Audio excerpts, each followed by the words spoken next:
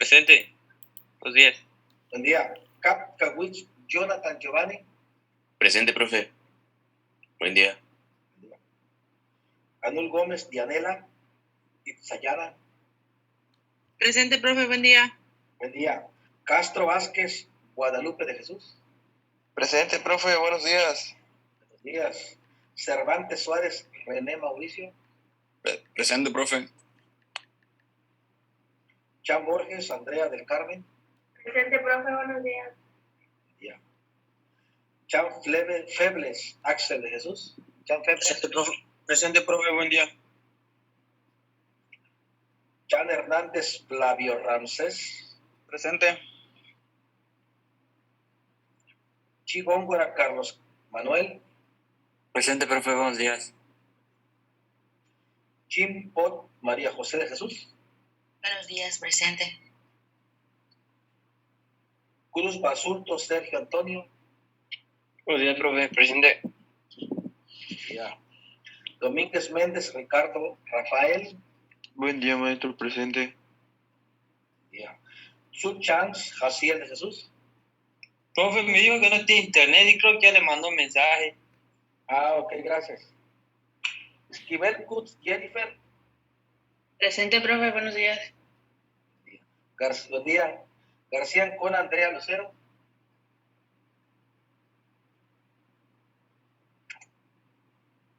Andrea Lucero nos encuentra. Se está conectando, profe. Presente, profe. Gracias. Lavadores Graniel. Presente, profe. Gracias. Lizama Ribeiro. Dylan.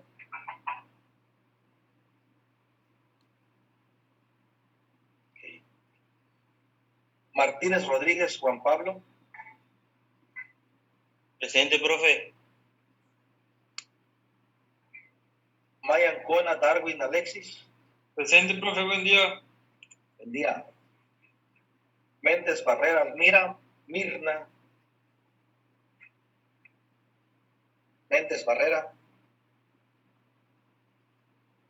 Profe, yo acabo de entrar, ¿a qué cuellí? El primero, creo. Sí. Pech Javier Moisés. ¿Sí me apuntó, profe? Sí, Jonathan. Ya, gracias. Gracias. Pech Javier Moisés. Pérez Bacap Alejandra. Presente, maestro. Pinzones Camilla Yaret. Buen día, presente, profe. Buen día. Puc Bartolomé. Presente, buenos días. Presente. Puc Rosado Jesús del Carmen. Presente, profe, buen día. Buen día. Reyes Góngora Jani Alessandra. Sánchez Ras Alejandrina Buen día, profe, presente. Sánchez Ras Saúl Antonio.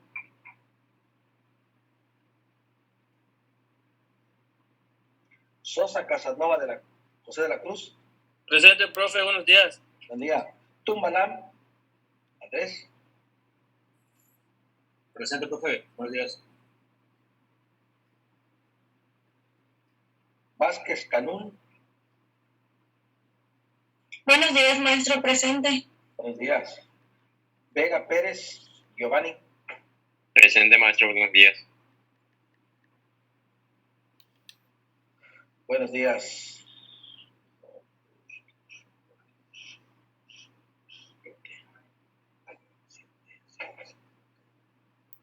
Profe, ¿me dijo a mí? ¿Tamayo Valentina. Torre? Valentina Tamayo. Presente. Perdón. Es que no escuché mi nombre.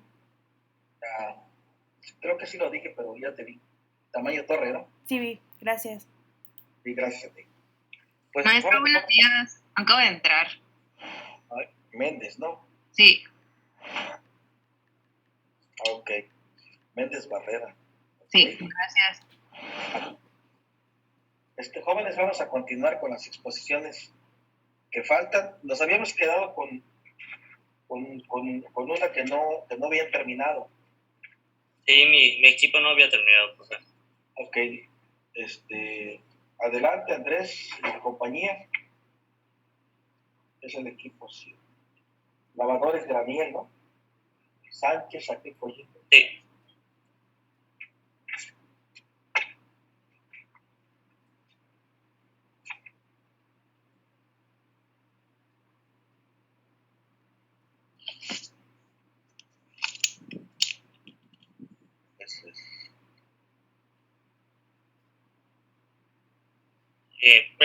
¿Presentamos todo de nuevo, profe, o nos quedamos?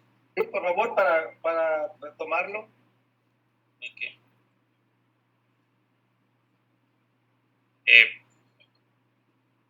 Bueno, nosotros vamos a presentar el hongo Primatodrichum omnivore. Estamos el equipo está integrado por Argaico Miguel Ángel, Akeco G. Jonathan, Sánchez Raz Alejandrina y yo. La siguiente.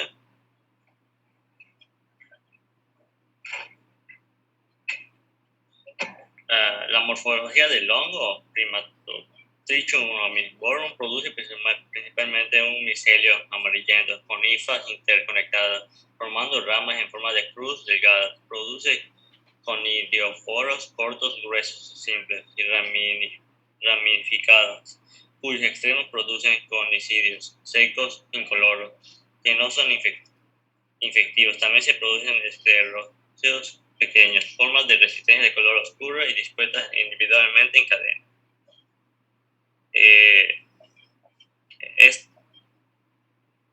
Este hongo puede permanecer 5 años en el suelo. Es más pernicioso para las plantas si se encuentra sobre el suelo arcilloso. Y se encuentra en suelos arcillosos, pesados, alcalinos, de baja airenación, si las temperaturas y humedad son altas. La siguiente. La taxonomía Reino Fungi, Phylum Ascomycota, clase Piscicomicetes, orden Piscicales, familia Ricinaceae, género Pimatophysis, especie omnívora. La siguiente. La biología. El omnívoro es el agente causal de la pudrición texana. Presenta 3 estados biológicos: micelios, conidios, esclerosos. Las hifas que constituyen el micelio son largas, aceptadas y poseen algunos núcleos. Al estresarse forman cordones miceliares rizomorfos que pueden observarse sobre las raíces infestadas, como está en las imágenes. Tiene la pudrición texana.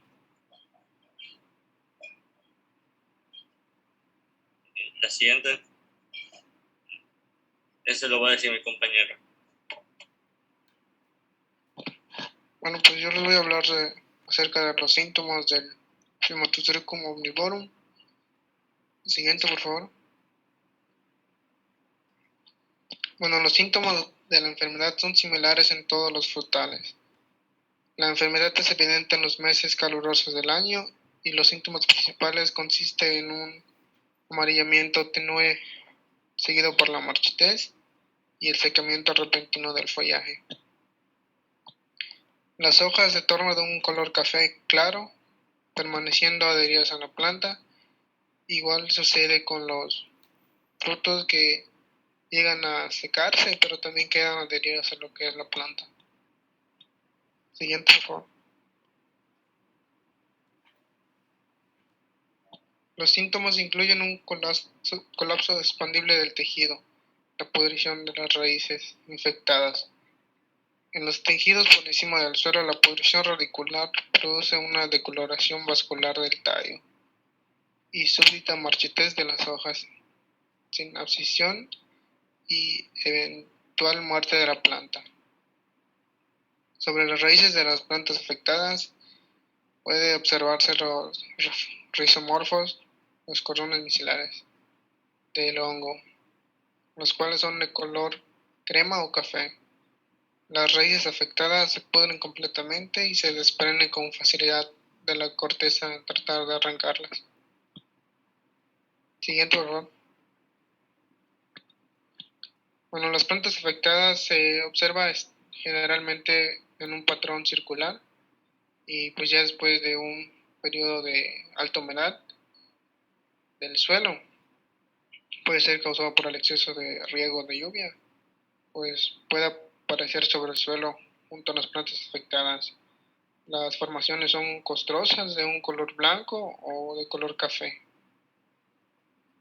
Siguiente, dale por favor. En general, el hongo infecta a la mayoría de las dicotiledóneas. Causa importantes pérdidas en las plantaciones de algodón, de la alfalfa, los frutales, nogales y arbustos ornamentales. Y esto pasa en el suroeste de Estados Unidos, en el norte de México, posiblemente partes de Asia Central. En los árboles viejos presentan una disminución del crecimiento y el vigor. Se visualizan lesiones coalescentes necróticas en las raíces hasta una profundidad de 30 centímetros del suelo.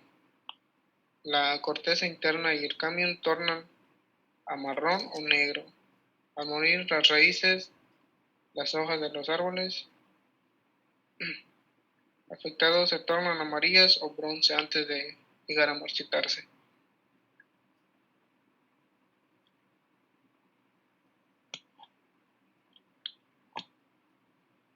Bueno, ahorita sigue mi compañera.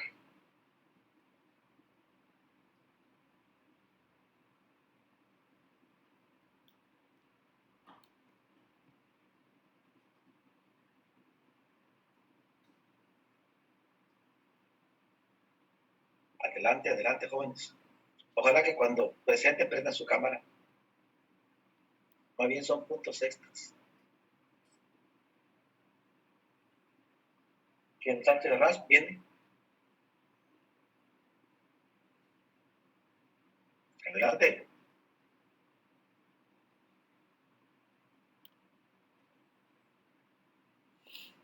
Inspección y consejos. El campo... ¿Me escucha, profe? Sí, bien fuerte. Bueno. Y ojalá pudieras ver tu cámara. ¿Por qué? Pues, ¿por qué crees que se prende la cámara? Pues para ver qué estás hablando. ¿Yo cómo la prendo? No estoy arreglada. Oh, ¿y qué tiene? Si Ay, no. Nada más se ve la pura cara, el puro rostro, no se ve otra cosa. No, profe. Dios mío. Bueno. Adelante. Pues. Inspección y consejos en el campo. Se puede visualizar parches de plantas muertas. Las plantas afectadas se desprenden de la tierra con poco esfuerzo. El uso de un lente de 10 por 10x puede ayudarle a observar la corteza de la raíz, que es color marrón. Con los filamentos del hongo se toman muestras de las raíces con tierra junta en bolsas plásticas y se mantienen en ambiente fresco hasta ser trasladadas a un laboratorio fitopatológico. El diagnóstico definitivo debe hacerlo un especialista. Otras recomendaciones es comunicar la presencia del patógeno a los organismos técnicos especializados. Son normas legales.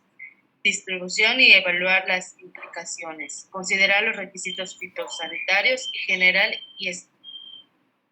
específicos para la Phytometriochopsis. Enfermedad exótica. El que es el Omiforum está considerado por la FAO como una enfermedad que representa peligro potencial internacional para los bosques de países como Colombia. En Sudamérica actualmente se encuentra presente en Venezuela y Brasil. El Bora está catalogada como una plaga cuarentenaria A1 por el APPO, que es Europa y eso. Se han aplicado todos los principios de control de enfermedades de plantas como medio para controlar esta enfermedad. Actualmente no existen medidas de control efectivas. Además de poseer una gran capacidad para sobrevivir en el suelo por más de 10 años mediante los esclerosios formados por hifas compactas de castaño claro o negros. Ahorita sigue mi compañero.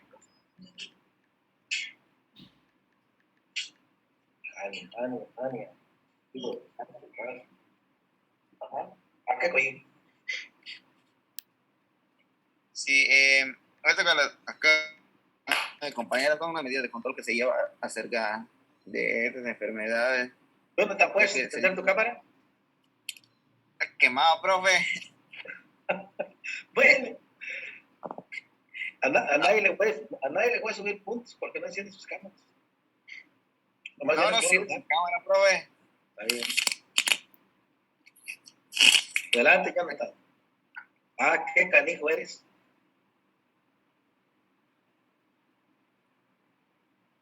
Adelante. Sí, se dice que para el tratamiento de esta enfermedad se han aplicado varias técnicas, por así decir, las cuales no han sido tan efectivas como deberían de ser, ya que esta enfermedad permanece y tiene una buena supervivencia de más o menos aproximadamente 10 años en el suelo.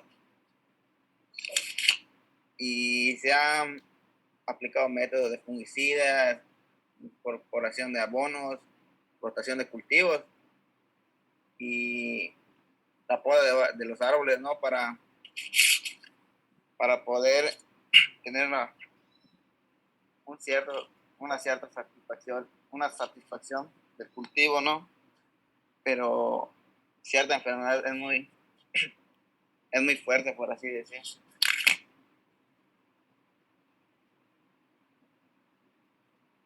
Siguiente.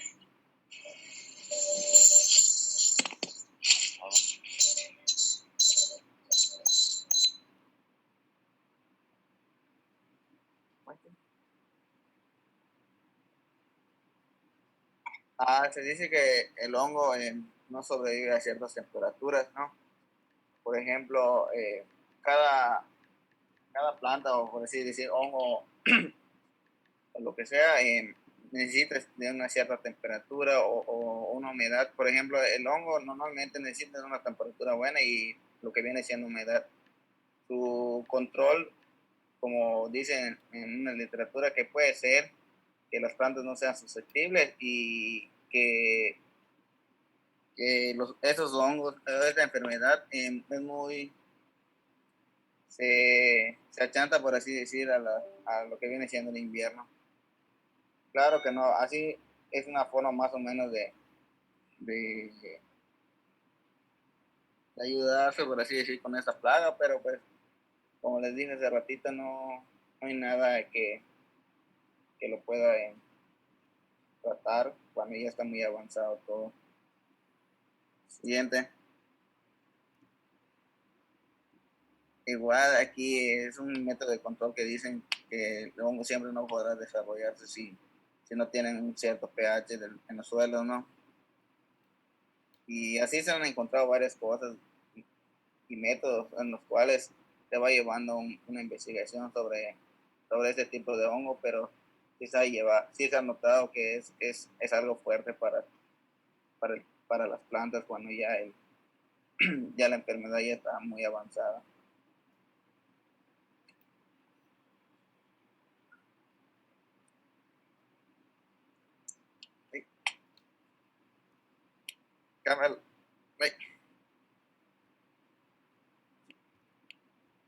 Pues creo que por nuestra parte es todo, profe. Creo que la última diapositiva que... Pues eso, creo eso está bien. Está bien, sí. Jonathan. Gracias por su atención. No, a ustedes.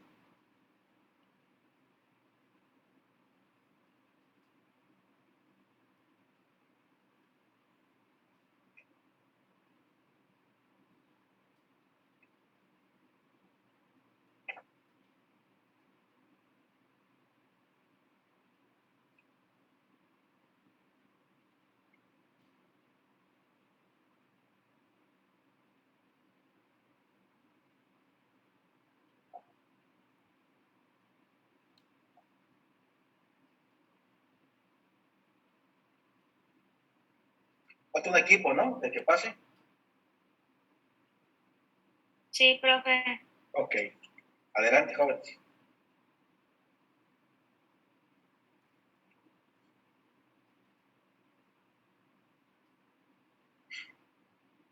Si ponen cámara, son puntos adicionales, ¿eh?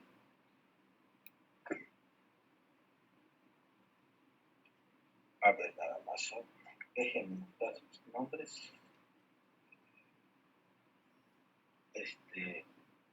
Araujo Shish.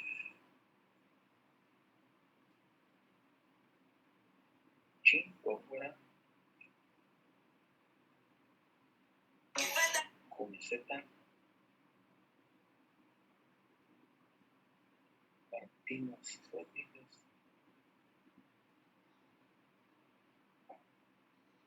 Y Tumbalán.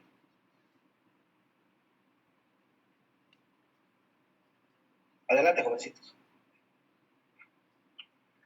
Sí, buenos días. Nosotros somos el equipo 4 y nos tocó exponer el tema de hongo Corinospora cassicola. Estamos integrados por Carlos Ricardo Araujo Shish, Cumeseta Adelaida Dioné, Martínez Rodríguez Juan Pablo, Tumbalán Andrés Orlando y un servidor. Siguiente, por favor.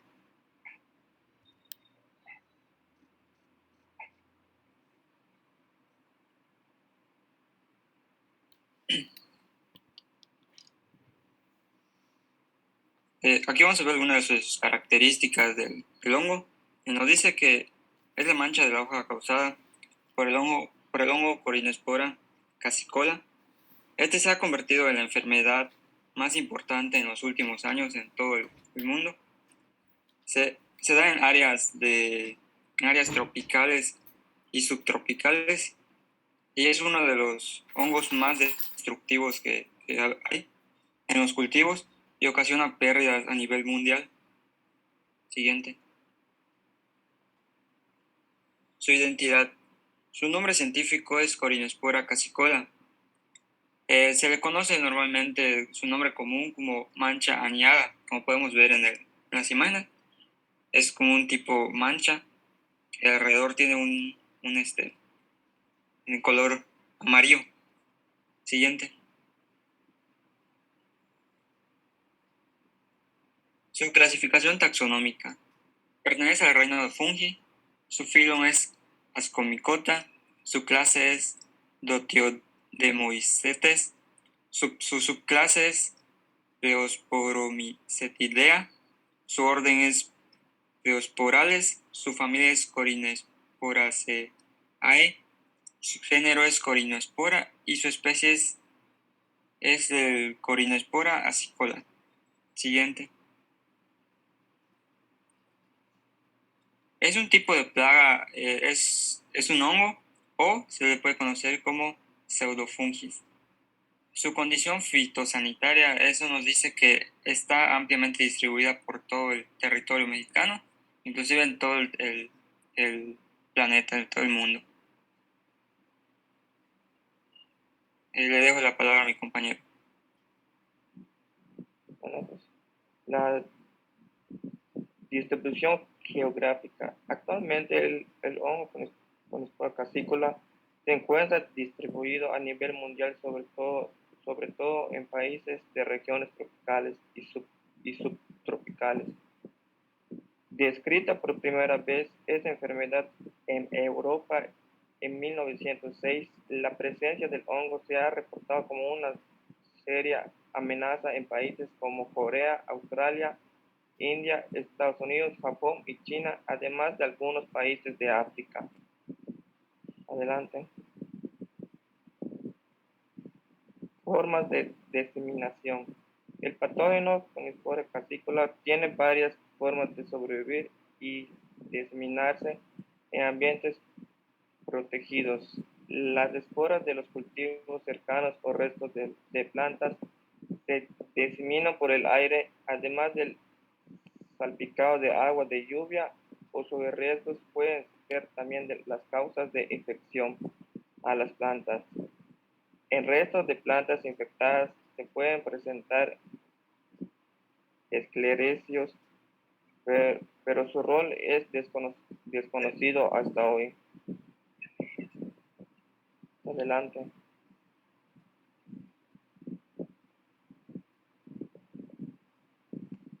Su descripción biológica es este hongo necrotrófico. Presenta conidios lisos de color marrón, muy variables en su forma, cilíndricos o ensanchados en la base y algo abusados en sus extremos. Tiene un micelio que es blanco y floculescente en un principio, para luego tornarse gris oscuro. El hongo produce clamidosporas a medida que el cultivo envejece. Es un patógeno que sobrevive en los residuos del cultivo, las semillas y el suelo.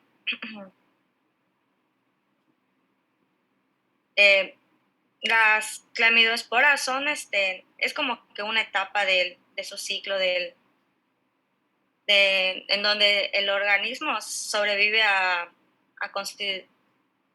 condiciones desfavorables, ya sean en climas secos o cálidos. A ver si siente. Sus daños y síntomas. Las lesiones foliares son redondas e irregulares, marrón rojizas, variando desde pequeños puntos a manchas necróticas de 1.5 centímetros de diámetro. Es común observar un halo amarillento alrededor de las lesiones, así como se muestra en la imagen y como había comentado mi compañero. Los tallos y pecíolos infectados a menudo presentan una coloración marrón oscura de tamaño variable. Las manchas en vainas son generalmente circulares y algo deprimidas, con centros oscuros y bordes marrones. En algunos casos, el hongo penetra en las semillas, produciendo lesiones marrones. Bueno, aquí igual no se nota, pero en la anterior se menciona de que son como blancuzcas y después se tornan grises. Pero en la imagen de arriba, en donde está el cultivo, ahí está de color y abajo está todavía más gris. O sea, por donde está el cursor, donde está el cultivo, ese es el colorcito. Ya después se va tornando más gris, se vuelve un gris oscuro. Siguiente. A ver, los cultivos y los órganos en que afectan. El Glycine Max, que es la soya, afecta en hojas, semilla botánica y el tallo. En las rosas, las hojas. En el Solanum lycopersicum, las hojas, ese es el tomate. Y el Vaccinium corymbosum, que es el arándano, frutos y hojas.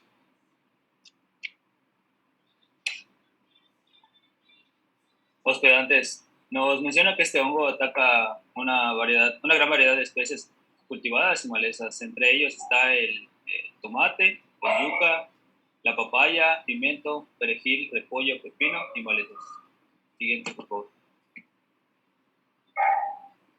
Ciclo de enfermedad. Nos menciona que para que esta enfermedad se pueda desarrollar se necesita de una alta humedad. Nos dice que la humedad, el rango de la temperatura, es entre 16 y 32 grados centígrados, con una óptima de 20 a 28 grados centígrados. También nos dice que con que la humedad llegue dentro del follaje del cultivo es más que suficiente para que pues, pueda desarrollarse esta enfermedad. La siguiente, por favor. Nos menciona que el hongo puede sobrevivir en restos de cultivos, otros cultivos y malezas, y que las plantas se infectan cuando las esporas son transmitidas por el viento y salpicaduras de agua o lluvia.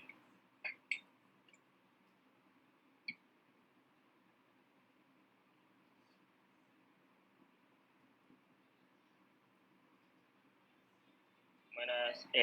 A mí me tocaron las medidas de control. Pues la medida de control que para esta plaga pues viene siendo remover los rastrojos de plantas, sacarlas, quemarlas. Eso será una buena medida, ya que el hongo puede sobrevivir al menos 2 años. Al igual se puede también utilizar los cultivares resistentes para prevenir este hongo. Las estrategias de prevención, pues un buen manejo de ventilación, asepsia en el interior de las naves, de los invernaderos, evitar sobre riego y promover el suficiente espacio entre las hileras de las plantas para incrementar la ventilación y utilizar cultivares resistentes. Y son algunos de los puntos que deberían de contemplarse. En el control químico, pues el hongo es una enfermedad muy difícil de controlar bajo invernaderos, ya que en el interior de las naves se genera un medio ambiente apropiado para su desarrollo, de tal forma que las aplicaciones preventivas de los fungicidas se hacen necesario para el control del hongo. Recomendaciones para el manejo de la enfermedad. Un programa preventivo de las aspersiones de fungicidas debería completarse. Pues, aquí tengo diferentes manejos, pues uno de ellos viene siendo la rotación de cultivos, utilizar el trasplante de plántulas sanas o semillas libres de cualquier enfermedad, contemplar una adecuada ventilación en el interior de las naves, de los invernaderos y las casas de sombra, con el propósito de reducir la humedad relativa. Pues también viene siendo el control químico, como yo había mencionado, utilizando fungicidas. El resto los restos de las plantas infectadas deben ser removidos y destruidos en su totalidad.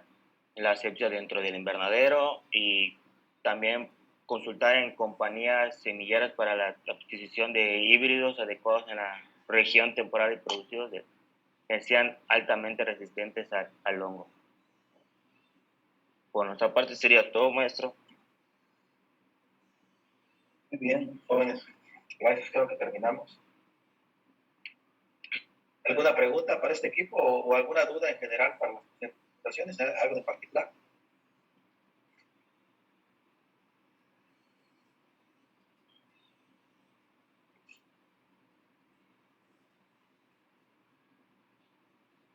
No, maestra. Nada, profe, todo bien.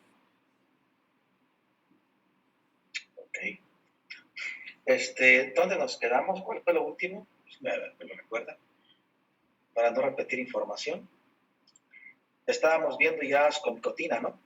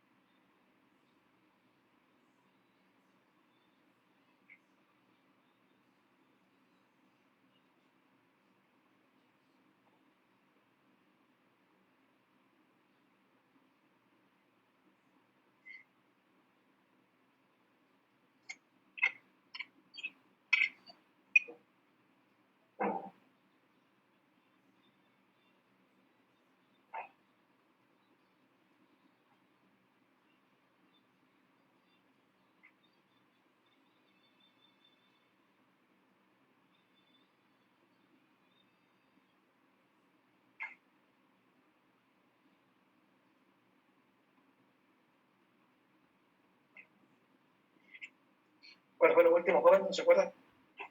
Pérez Bacap. Estábamos viendo deuteromicotina. Ni se quedó terminamos con eso. Sí, se quedó con melantrexona. coniales. Dijo que eran conidios y conidióforos en acérbulos. Hasta ahí tengo apuntado. Aquí vimos el cultivo donde se estaban formando los acérbulos. Sí, ¿no? No recuerdo, maestro. Porque es la última ya dentro de la clasificación. Los melanconiales ya es el último grupo como tal. Entonces terminamos deuteromicotina. Entonces vamos ahora con los hongos que en su estado sexual o la fase teleomórfica. Voy a compartir pantalla.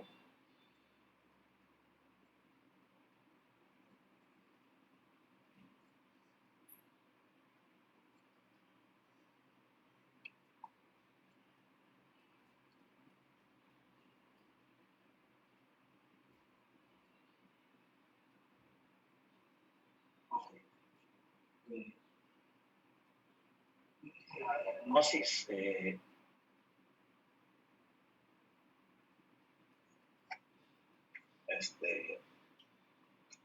ver, lavadores, Andrés Lavadores, de la subdivisión.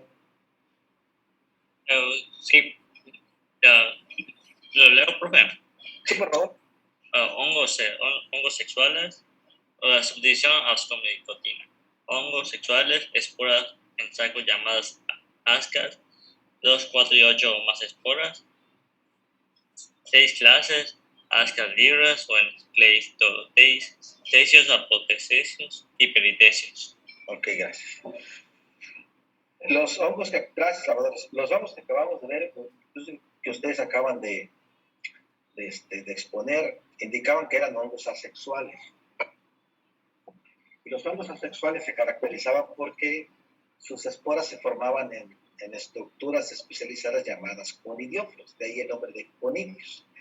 Estos conidióforos podrían ser libres, como aquí las ascas pueden ser libres, o pueden estar en estructuras de resistencia llamadas esporodoquios, acérbulos, pignidios o cinemas.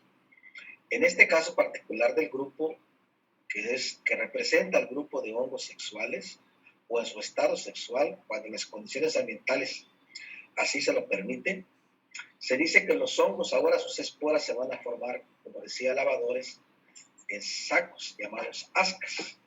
De ahí el nombre de ascosporas. Cada saco o asca puede contener o más de 8 o menos de 8, pero el número normal, común, tradicional, frecuente, es que tengan 8 esporas por cada asca o por cada saco. Ustedes aquí lo pueden contar: 1, 2, 3, 4, 5, 6, 7, 8. Aquí también hay 1, 2, 3, 4, 5, 6, 7, 8. Aquí tenemos una con 2, aquí tenemos 1, 2, 3, 4, 5, 6, 6. Aquí tenemos 1, 2, 3, 4, 5. Acá tenemos 1, 2, 3, 4, 5, 6, 7, 8. Es decir, el número común de esporas que forma cada saco o asca van a ser normalmente 8. Excepcionalmente, menos de 8 o más de 8. Entonces, estas ascas pueden estar, como decía Lavadores, libres o pueden estar en cuerpos fructíferos llamados ascocarpos y que pueden estar en forma esférica, como lo vemos acá, llamado cleistotecio, o en forma de pera, conocido como peritecio, o en forma de copa, conocido como apotecio. Y que esto es importante porque los van a ubicar taxonómicamente en alguno de las clases en las cuales se va a dividir esta subdivisión. Esta subdivisión va a estar formada por 6 clases. La arcalascomicetos, los ascomicetos, plectomicetes, discomicetes, loculoascomicetes y pirenomicetes. Las primeras 2 clases van a ser aquellos hongos cuyas ascas van a ser libres, A partir de plectomicetos o plectomicetes, las ascas se van a formar en estructuras llamadas cleistotecios, es decir, en esferas, en cuerpos cerrados. Los discomicetos van a ser aquellos hongos cuyas ascas van a estar formadas en apotecios, es decir, en estructuras en forma de copa. Mientras que los loculascomicetos y los pirenomicetos van a ser aquellos cuyas ascas van a estar en peritecios, como en este caso en forma de pera. La única diferencia entre uno y el otro es que uno va a tener una sola capa, esa bolsa, y se va a llamar como ascas unitunicadas. Y cuando tengan dos capas, esa bolsa se va a tener bitunicada. Es como cuando vas a las tortillas y les dices, dame doble tortilla, doble bolsa, perdón. Cuando les dan doble bolsa, pues sería una bolsa, tu bolsa sería el asca y tus tortillas serían las esporas. Entonces, si pides con una bolsa, pues sería una sola túnica, una sola bolsa. Pides dos, pues serían dos bitunicados. La primera es las arcalascomicetos. ¿Puedes leerla, por favor, Herbert? Sí, profe. ¿Cómo se dice? Arqueascomicetes. Arqueascomicetes. Ascas libres o desnudas. Parásitos obligatorios. No se producen en medios sintéticos. Algunos saprófitos. Orden tapirinales. Tapirinales, gracias.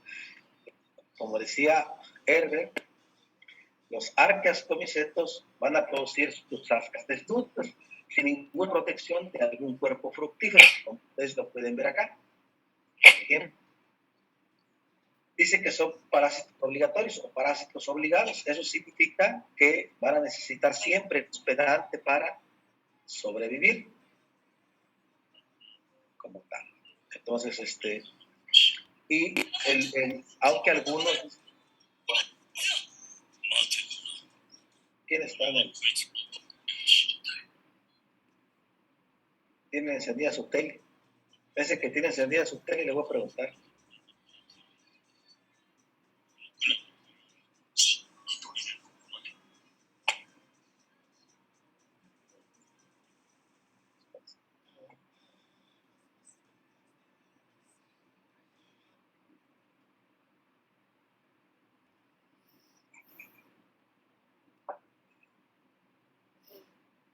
Dylan, cierra tu cámara o te la cierro. Tu audio, perdón.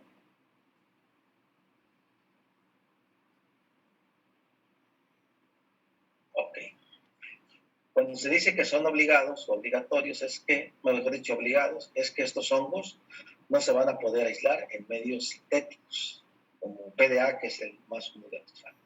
Aunque hay algunos miembros que son saprófitos. ¿Eso qué significa? Que se van a alimentar de materia orgánica en descomposición.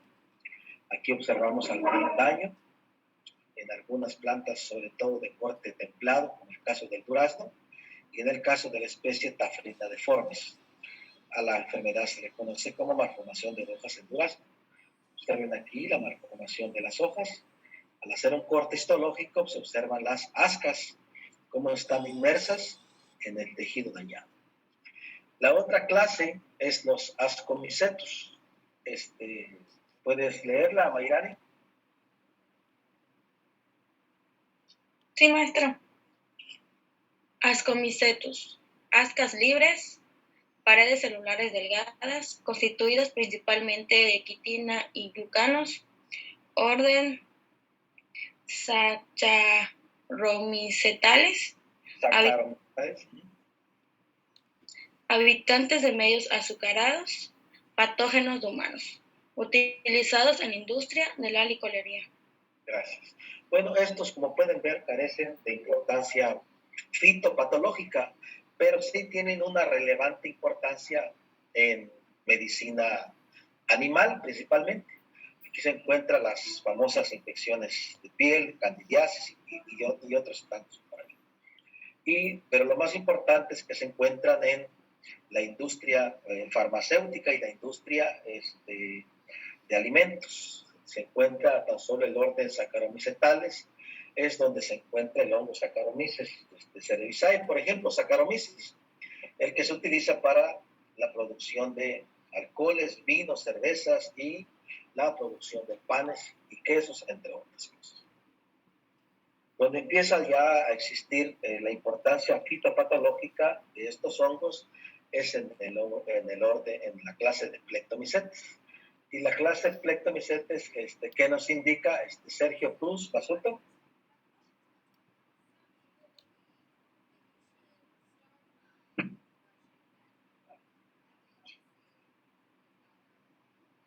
¿Cuáles son las características de Plectomycetes Basulto? Santísima Virgen, ya se fue, no está.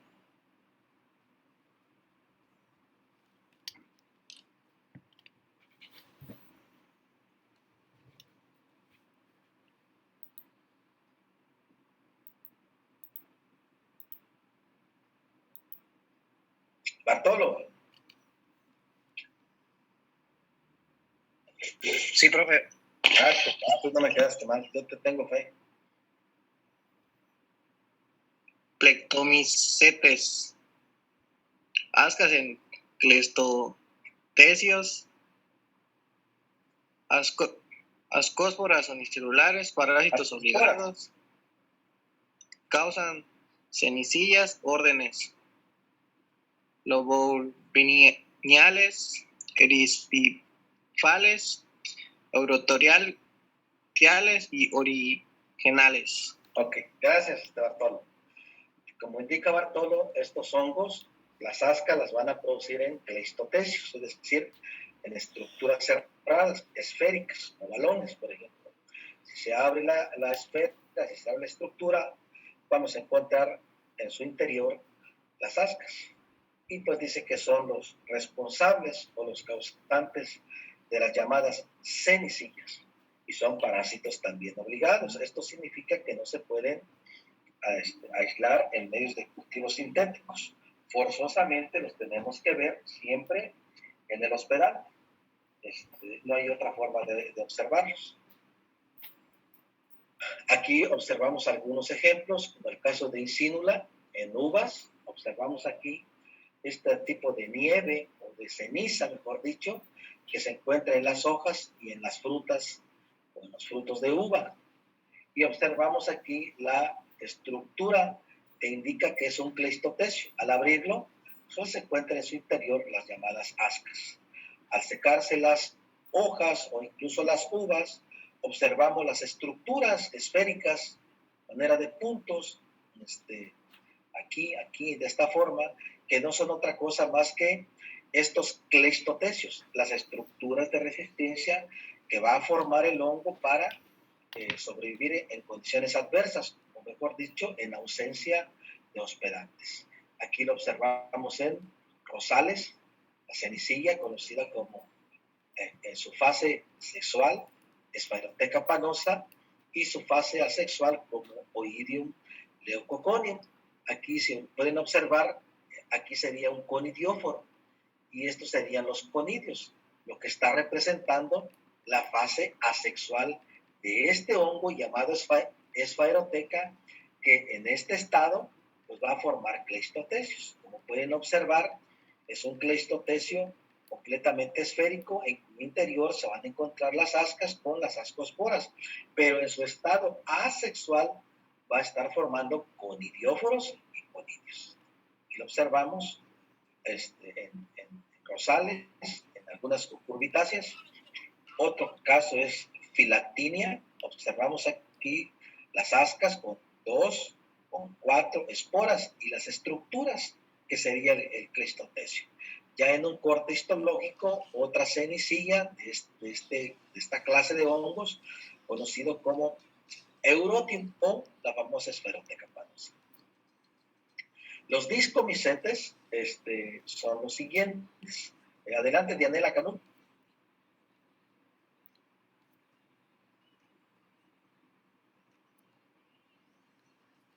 Dianela. Sí, profe. Gracias. Discomicetes. Ascas en apotecios, ascas unitunicadas, órdenes ritismales, pesisales, eliotiales, lecanorales. Gracias. Entonces indica que estos hongos ahora dentro de esta clase, sus estructuras de resistencia van a ser apotecios, es decir, en forma de copa, en cuyo interior se van a encontrar las ascas. Aquí observamos, por ejemplo, unas manchas en hojas y observamos, hace rato decía que los que expusieron de Corinéspora, una mancha amarilla alrededor de la mancha negra, que no es otra cosa más que un halo clorótico de color claro o amarillo, y que no es otra cosa más que la presencia de toxinas producidas por el hongo. Estas toxinas que produce el hongo cuando está parasitando el tejido, lo que va a permitir es un reblandecimiento de tejidos y una facilidad para que el hongo siga colonizando el tejido y siga matando, en este caso, la hoja como tal.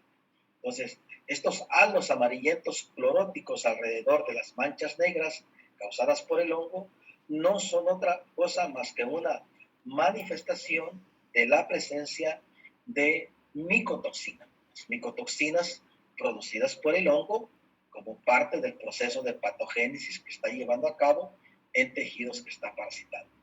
Aquí observamos un corte histológico donde observamos las ascas, las ascosporas y una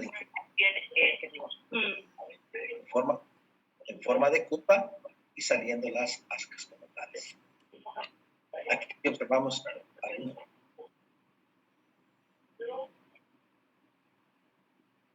algo. ¿Tiene que regresar? Yo iba al centro a comprar mis verduras. ¿Por qué tuve que tengo papas lavar? Apaguen sus micros. Ya le cobré poquito.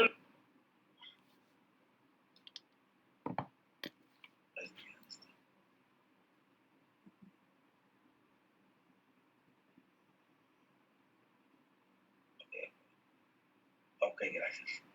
Entonces, podemos observar algunas estructuras en forma de apotecio. Aquí una forma de copa.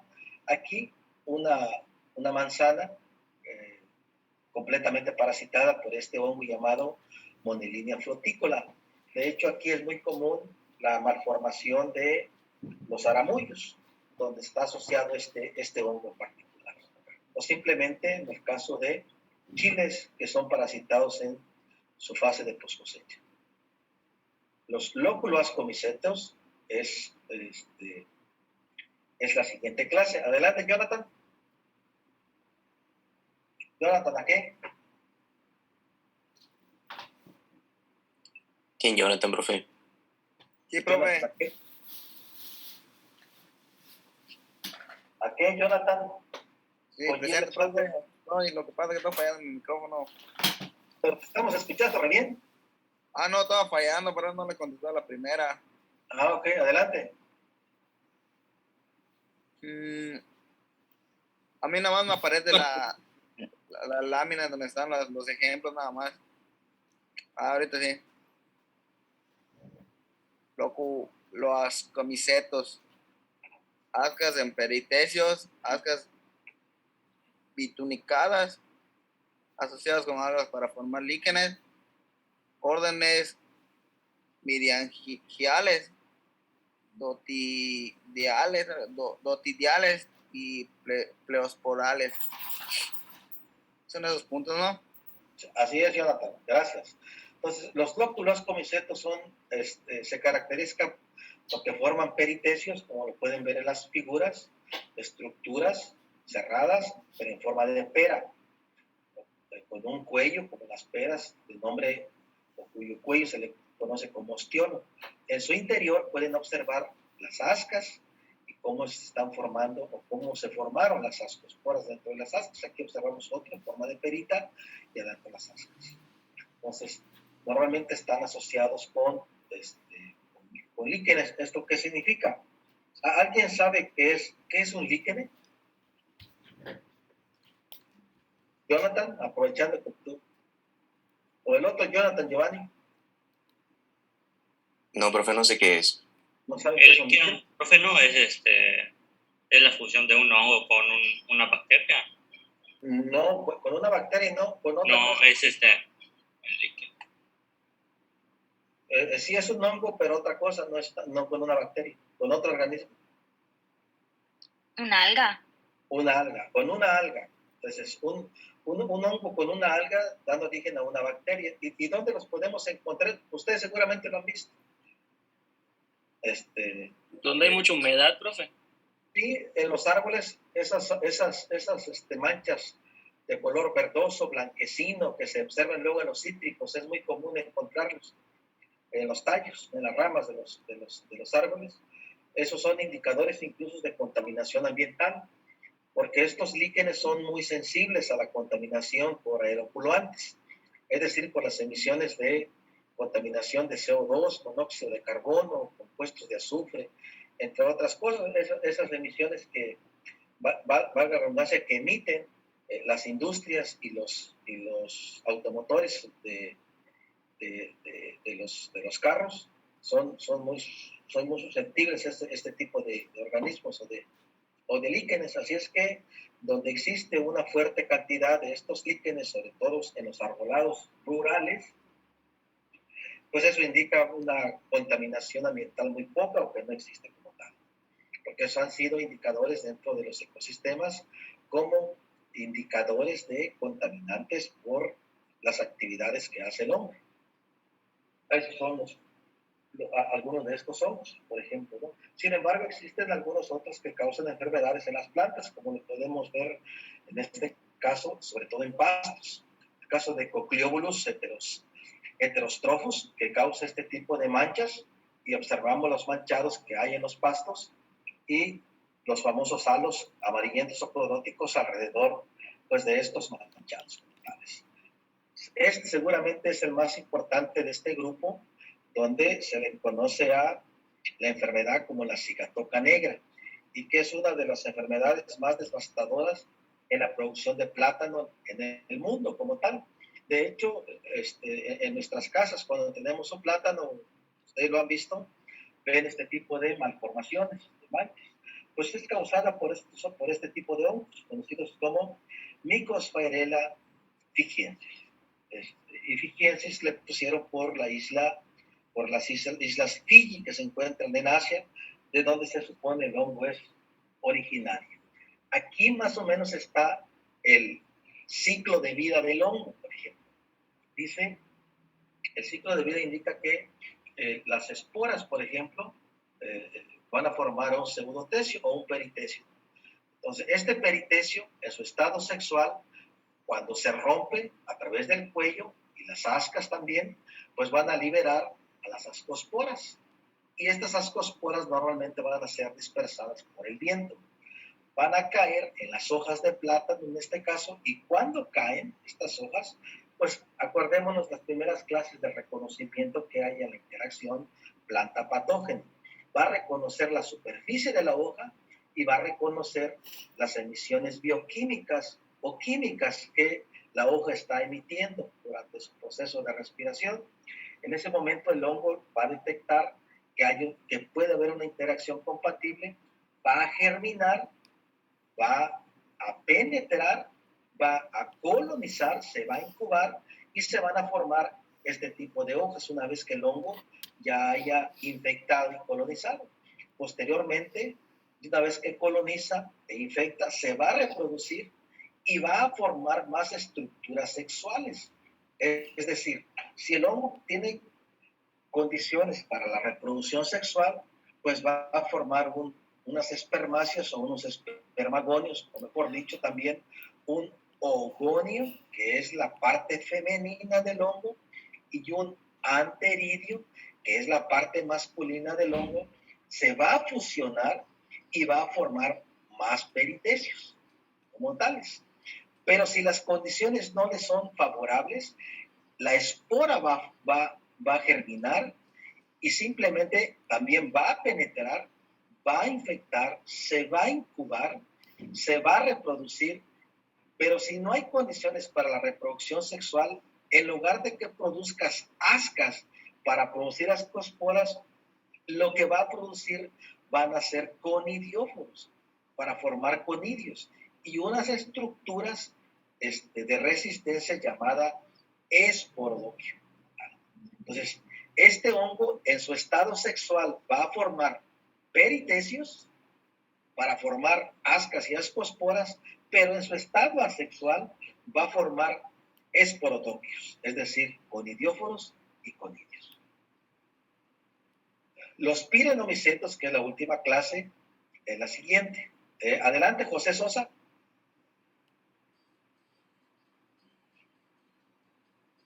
Los pirenomicetes son ascas en peritecios y pseudotecios.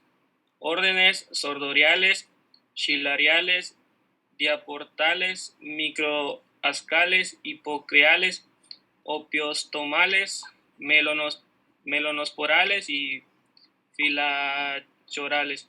Gracias, filacorales. Entonces aquí tenemos que también son hongos que forman peritecios. Ustedes pueden ver aquí el peritecio en forma de pera, en su interior las ascas. Ya el peritecio entero, antes de que se le haga un corte, pues observamos bien los peritecios, bien formaditos. Es el caso de Sordaria o el caso de Daldinia. Aquí tenemos algunos ejemplos. Eso es normalmente común en la muerte de ramas o como saprófitos en muchas ramas de árboles. Todos estos puntos negros que ustedes observan aquí en el tallo o en la rama no son otra cosa más que peritecios. En su interior pues vamos a encontrar estas ascas, en cuyo interior pues van a estar las ascosporas. O como en el caso de Diatripela, en este caso de Diatripe, y en este caso de Diatripela pues, es muy parecido.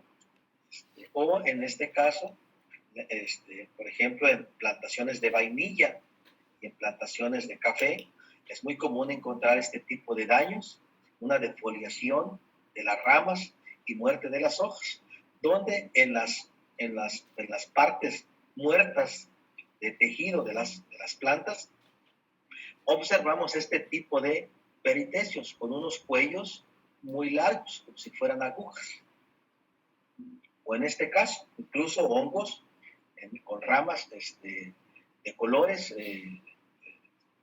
brillantes, principalmente naranjas, donde podemos observar el peritecio en forma de ollita o de pera. Vemos el peritecio bien formado, el cuellito, que si le hacemos un corte, vamos a encontrar en su interior pues este tipo de estructuras que serían las ascas, en cuyo interior tenemos las ascosporas. Aquí lo que está representando en el caso de Nectria, que sería el hongo naranja, con la formación de peritecios, esta parte de aquí, ustedes observan, nos van a decir, pues este no parece un peritecio, este más bien es un conidióforo. Efectivamente, este es un conidióforo, y lo que está representando es la fase asexual de Nectria, que sí es Nectria, que es peritecio. La fase asexual de Nectria es Fusarium, y Fusarium, si se acuerdan, forma esporodoquios. ¿Y qué forman los esporodoquios en su interior? Conidióforos. Pues está formando aquí el conidióforo y el conidio. Otro tipo de hongos dentro de esta clase, pues está Ophiostomata o incluso Melanóspora, pero el más importante probablemente sea Glomerella cingulata, que forma peritecios, pero en su estado asexual forma acérbulos. En su estado sexual se va a llamar Glomerella cingulata, donde va a formar peritecios, y en su estado asexual va a formar, repito, acérbulos, y se va a llamar Coletotrichum gloeosporioides. Incluso lo acaban de exponer. No sé si tengan alguna duda sobre este grupo, solo para complementar la parte de los asexuales.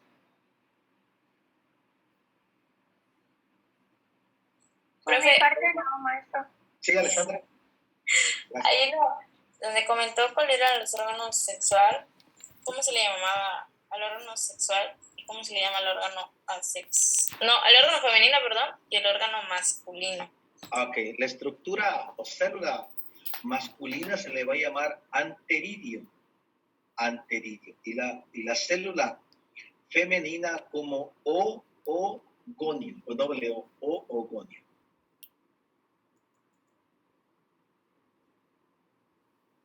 Gracias, profe.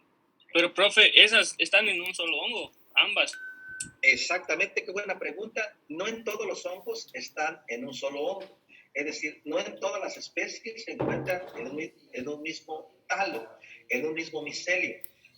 Algunas tienen las células masculinas, femeninas, como nosotros, en individuos separados. Es decir, cuando se encuentran en el mismo hongo, el hongo biológicamente se dice que es un hongo homotálico, es decir, homo igual o mismo, talo en el mismo talo, en el mismo soma, en el mismo individuo.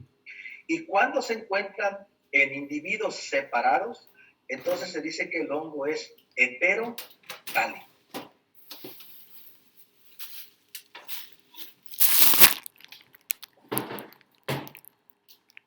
¿Sí se entendió? Sí, profe. Gracias. Sí, no, gracias. Bueno, si no hay más, voy a proyectar la última subdivisión, que serían ya la división de fase de nicotina. Vimos los hongos asexuales, cuyas esporas se forman en conidioforos y a las que se les llama conidios. Acabamos de ver el grupo de los hongos sexuales, cuyas esporas se forman en sacos llamados ascas y sus esporas serán ascosporas. El otro grupo de los hongos sexuales van a ser bases de nicotina, donde van a formar bacilios, cuyas esporas ahora se van a llamar baciliosporas. Es decir, estos dos grupos de hongos que estamos viendo, asconicotina y vasconicotina, son la fase sexual de los hongos asexuales, de los cuales ustedes incluso estuvieron exponiendo, y que son básicamente los hongos más importantes y abundantes en los trópicos y en los subtrópicos.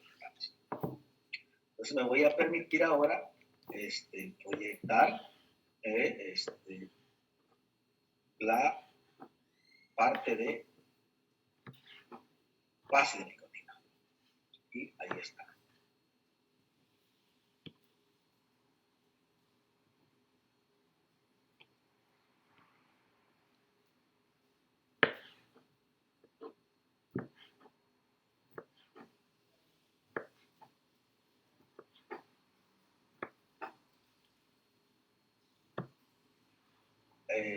Estos son los hongos más evolucionados, se dice, desde el punto de vista parasitológico, porque se van a encontrar los hongos cuya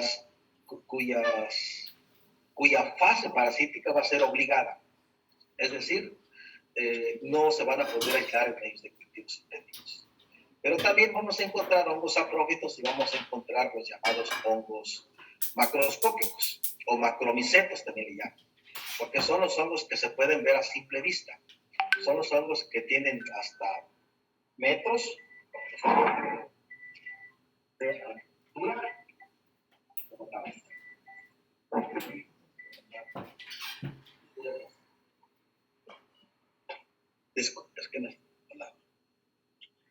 Entonces, esta subdivisión pues ya es la última de los hongos como tales. Y la diagnosis, ¿qué dice Dione Meseta?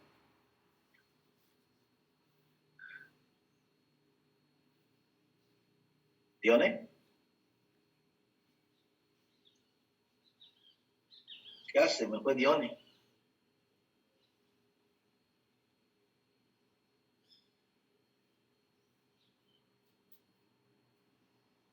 Eso.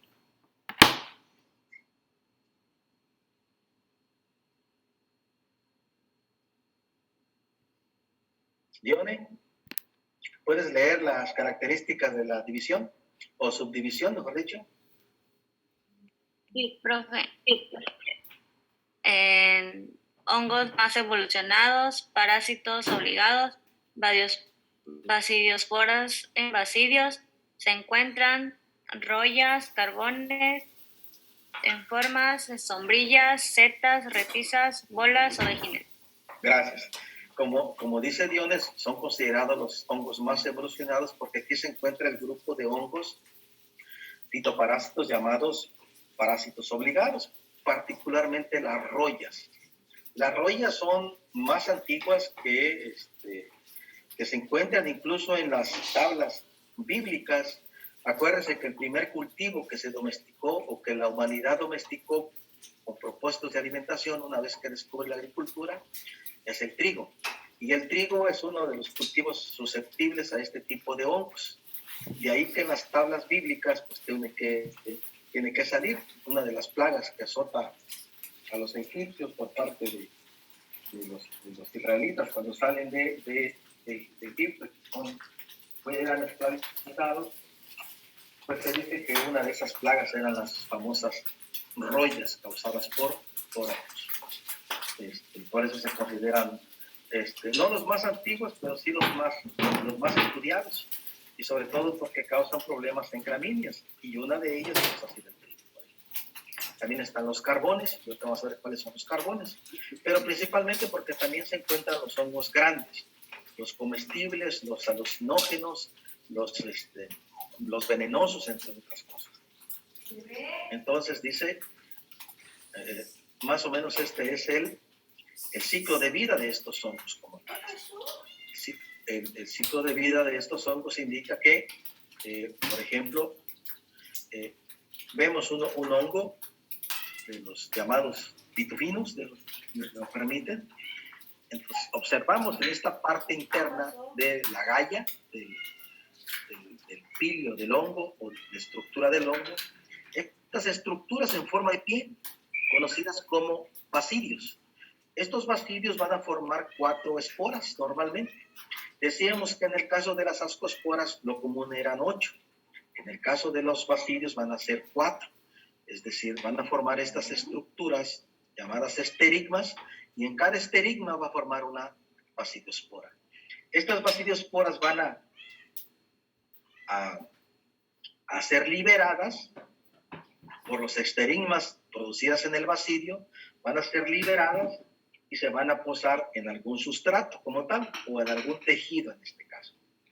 Van a germinar y en este caso van a ser sexos separados, los llamados hongos heterotálicos. Y por anastomosis se llama por la unión de hifas y de gametos, va a ocurrir una plasmogamia. La plasmogamia va a originar una fusión de ADN entre un individuo y el otro. ¿Para qué? Pues para formar la cariogamia como tal. De ahí se va a formar una célula, es decir, una espora, digamos. Esa espora va a dar origen a otra célula, que van a ser 2, y esas 2 a otra van a ser las 4. 4 células que se van a formar en cada pie, o en cada basidio. Si fuera un saco, esas 4 formarían otras 4 para formar 8, que son las 8 esporas que se forman por cada saco. Mire, normalmente en los mamíferos, ¿qué se forma en un saco o en una bolsa? Pues el individuo, el producto, en nuestro caso nosotros, feto, incluso en los animales. En el caso de los hongos, lo que se va a formar en esa fusión en el saco van a ser esas 8 esporas, esos 8 individuos, cuando se habla de ascomicetes o de ascas. Y cuando se habla de basidios, pues solamente se van a formar 4 como tales. Y nada más. Y se va a seguir formando más micelio hasta formar la estructura general. Esta división o esta subdivisión va a tener 4 clases: los himenomicetes, gastrocicetes, uridinomicetes y ustilaginomicetes como tales. Entonces, los agaricales,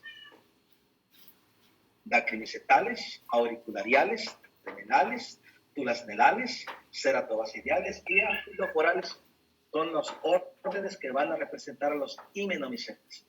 Y se llaman himenomicetes porque están formados de diferentes capas o membranas que van a formar pues el hongo como tal.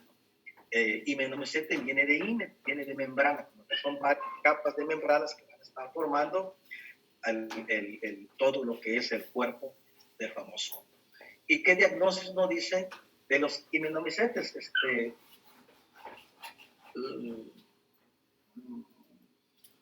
Ale Sánchez.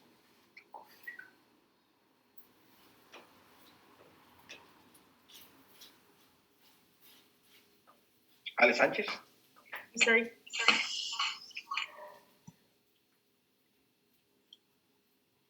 Son sabrios, descomponedores de madera, halógenos, uso alimenticio, venenosos. Esporas, dice esporas, está mal escrito. Esporas en basidios. Esporas en basidios, 2 núcleos. Adelante. Agaricales, saprobios, comestibles, venenosos. Ok. Gracias. Aquí se encuentran los hongos comestibles y también los hongos venenosos, los alucinógenos como tal.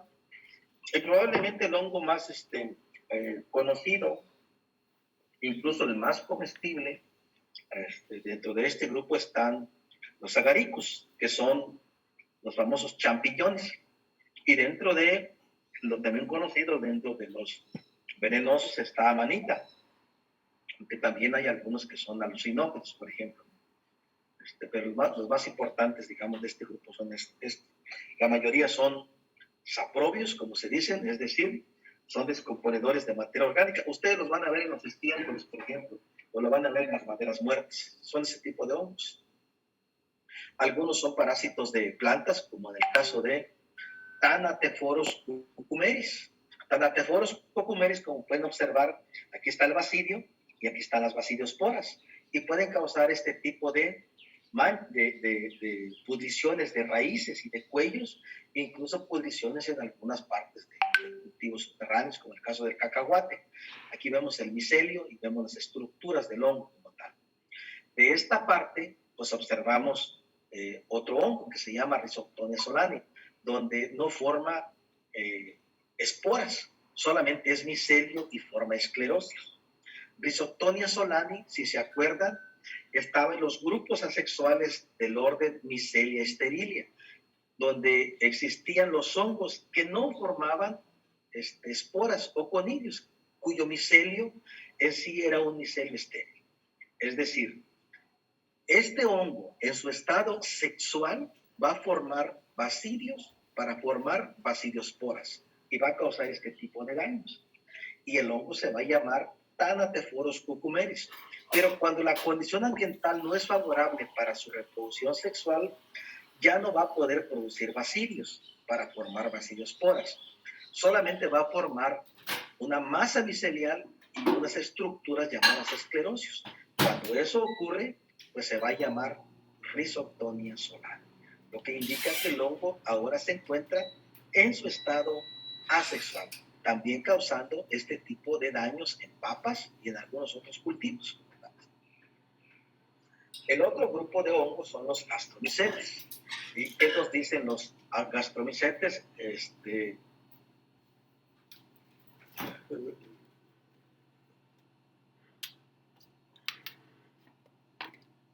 Axel Chan.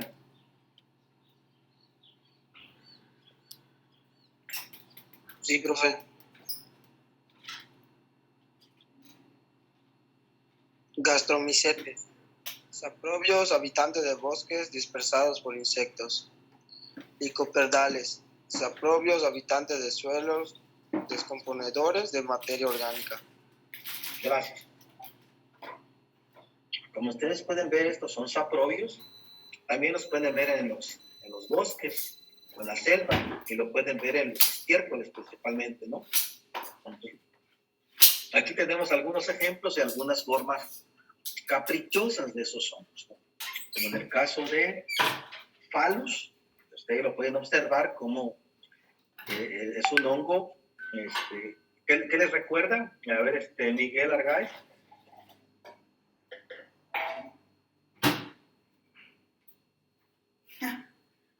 Miguel.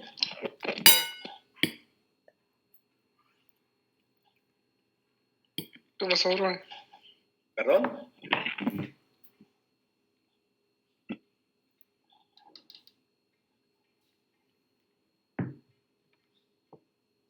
Miguel. Sí, bro. No te escucho bien.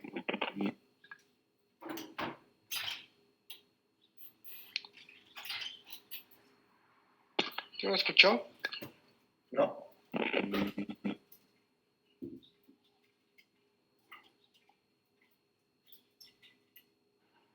A ver, Jesús Castro. Castro. Dígame, profe. A ver, ¿qué parecido le encuentras a este hongo llamado falos? ¿Con qué?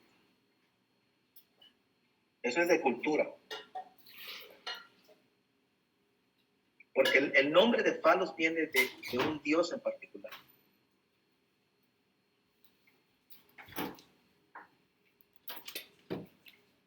¿De verdad? Claro.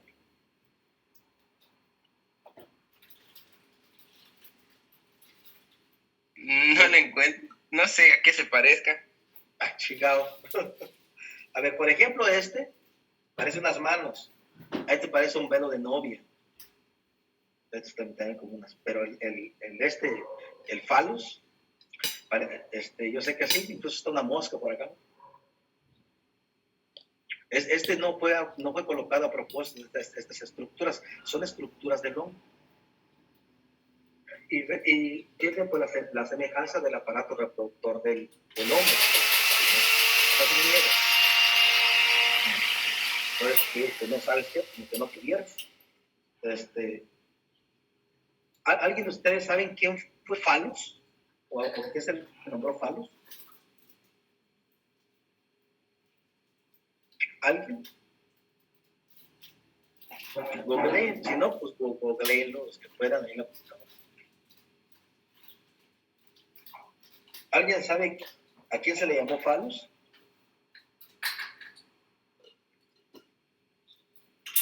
No, maestro. Bueno, Falos dentro de la mitología griega era el dios de la actividad, y ahí que por la forma que tiene el hongo, pues le pusieron al género Falos. Y son unas formas caprichosas pues, que tienen los hongos.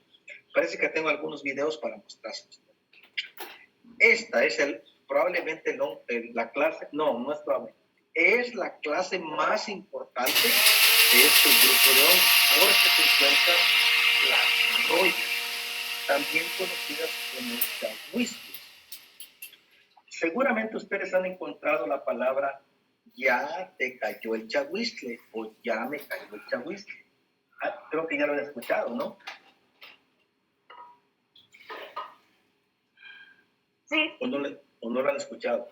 ¿O saben por qué hacen alusión a que ya te cayó el chahuistle?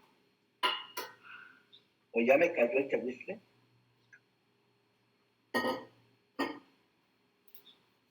¿Alguien sabe? ¿O lo han escuchado? Pues yo creo. Así como dicen, ya te cargó el payaso, o ya me cargó el payaso. Siempre me lo dicen. ¿Ah, sí? ¿Ya te cargó el payaso? ¿Sí? ¿Y sabes por qué te lo dicen? ¿O qué significa?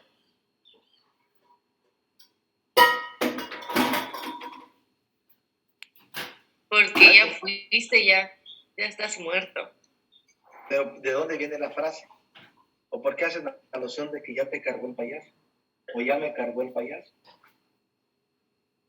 ¿De dónde viene esa frase? ¿Por qué lo hacen en alusión como dices que ya estás muerto?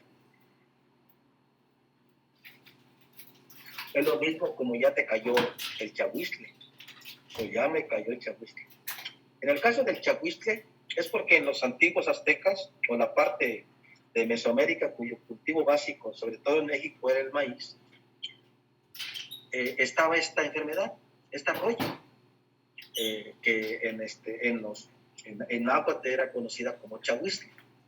De manera que cuando el maíz, cultivo básico, era afectado por este chahuistle, pues no había cosecha. Al no haber cosecha, pues había una pérdida. O sea, ya me cayó el chahuistle, ya valió, ya valió para nada, pues, todo mi esfuerzo, ya no tengo que comer. Y en la alusión de que ya te cargó el payaso, que ya estoy muerto, viene del lenguaje o del ambiente de rodeo, de los toros. Los payasos de rodeo, la función principal que tienen es evitar que hagan daño los toros cuando el jinete que monta el toro es derribado. Y ellos, con la habilidad atlética que tienen, porque para ser payaso de rodeo se necesita tener condición física y ser atleta, esquivan y distraen al toro. ¿Para qué?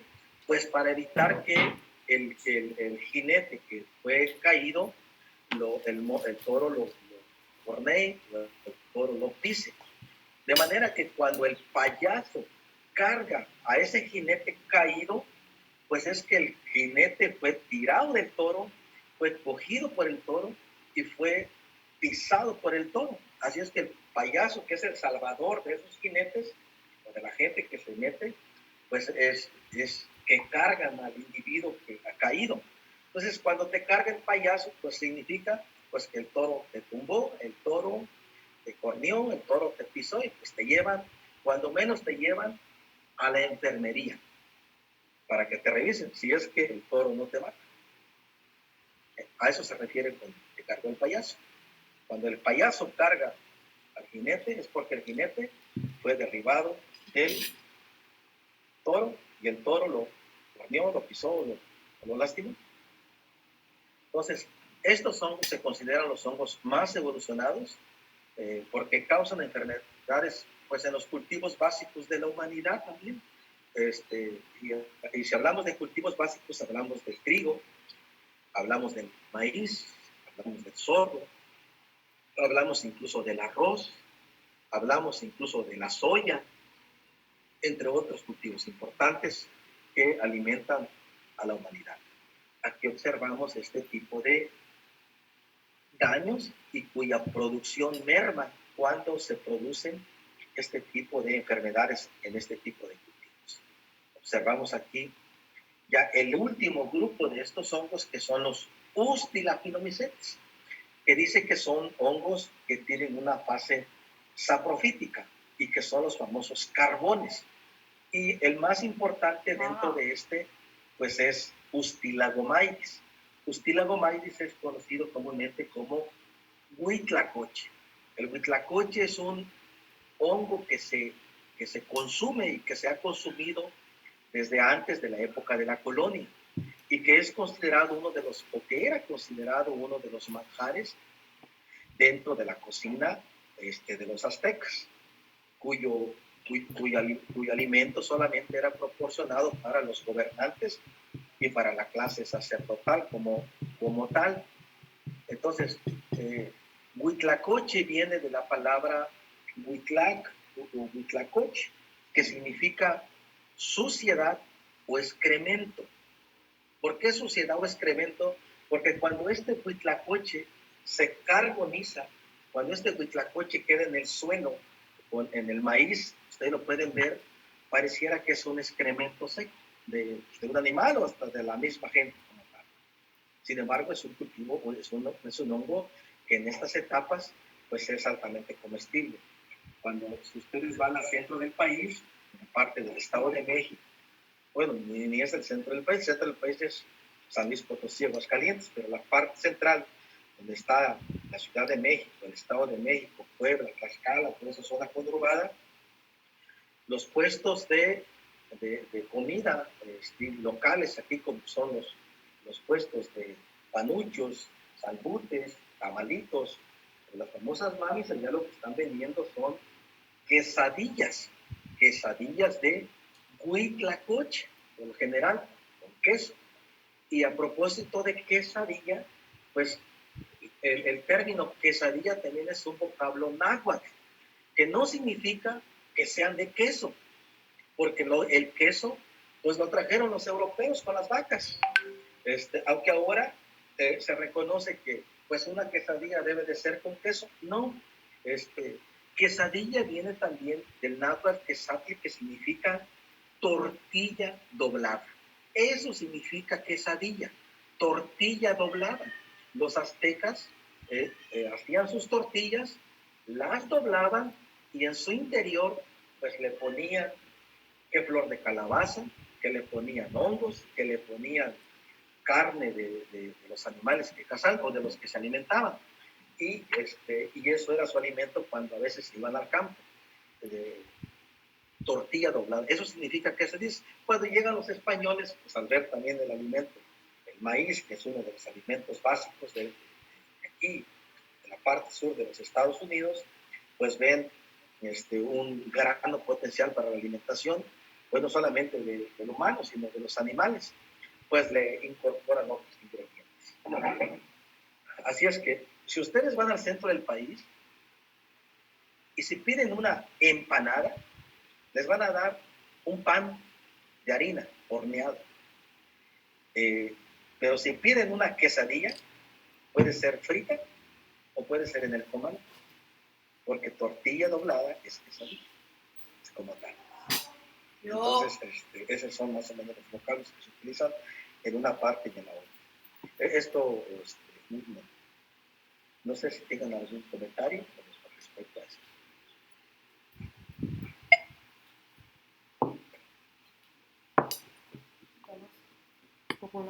¿Pero usted ha comido el huitlacoche? Riquísimo. Muy, muy rico. Sí, por lo general cada mes como una quesadilla de huitlacoche con queso. Se hace con epazote y una salsa verde. Y si son tortillas a mano, pues mucho mejor. Entonces, son comunes que los vendan en Soriana o pues en los super. Y está más o menos no sé cómo esté ahorita, pero sí, a veces te compro 40, 50 pesos. El kilo a veces cuesta 200. Probablemente no compro un kilo. Si me compro un cuartito, las pláticas. Y sí, está muy, muy rico y muy sabroso.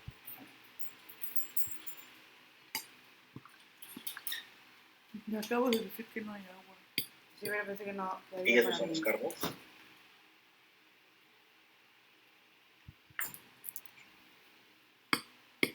No sé si tengan algún comentario, alguna pregunta, porque con esto damos por finalizado la parte teórica de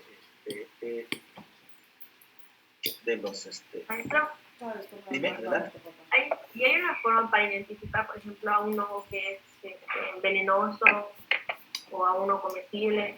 Sí, hay algunas pruebas que se hacen con reactivos, sobre todo con reactivos que dan una reactividad con compuestos principales. Yo personalmente no los podría identificar. Incluso hay gente que se dedica al estudio de este tipo de hongos, sobre todo hongos alucinógenos y otros hongos que tienen propiedades medicinales o propiedades nutracéuticas como tales. Hay un hongo que se llama Ganoderma, que lo sacan con propósitos medicinales. Incluso hay un hongo que se vende pues, por internet, el famoso hongo michoacano, que tiene propiedades curativas. Bueno, pásale toda. Entre otras cosas. Entonces, sí hay forma de ver qué hongos son los comestibles y cuáles son los venenosos. Pero yo no sabía eso. Sí los hay. Más que champiñones, necesita lo que conozco. Ok, gracias. De hecho, hay de forma empírica, en Oaxaca había una señora que se llama Sabina. Ustedes pueden googlear Sabina de Oaxaca. Ella era muy famosa en el país, donde ella reconocía y sabía qué hongos eran los alucinógenos. Y se hizo famosa, pues, sencillamente porque la visitaba gente de la talla del Alex Lora, para ir a aventarse sus fumarolas con hongos. Se dice incluso que los Beatles la fueron a visitar para comer o fumarse sus hongos alucinógenos. Entonces, cuando una persona de ese tipo la visita gente del espectáculo, gente famosa, pues, también se hace.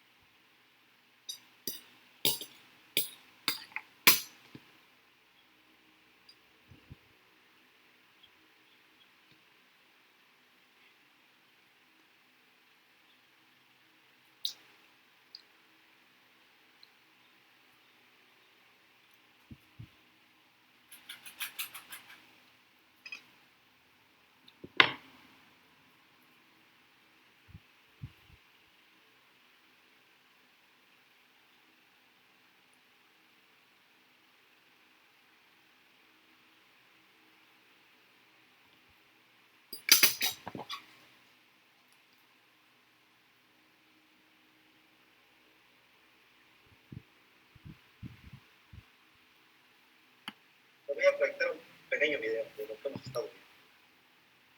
Me dicen si ven el video. ¿Sí, jóvenes, por favor?